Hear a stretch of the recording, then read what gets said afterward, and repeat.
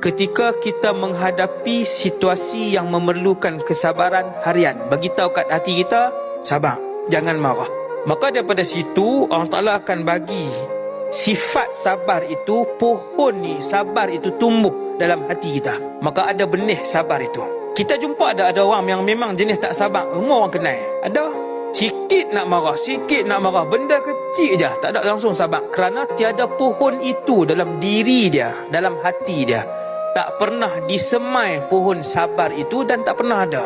Maka cara dia ialah bila menghadapi situasi yang memerlukan kesabaran, bagi tahu kat diri kita sabar. Bila kita bagi tahu sabar kan, kita akan tahan hati kita untuk tak marah, untuk tak keluar perkataan yang tak elok. Waktu tu Allah akan gantikan pohon tu. Kemudian dia membesar dan akhirnya dia menjadi begitu banyak dalam diri kita. Kita akan perasan kita dah boleh mula sabar.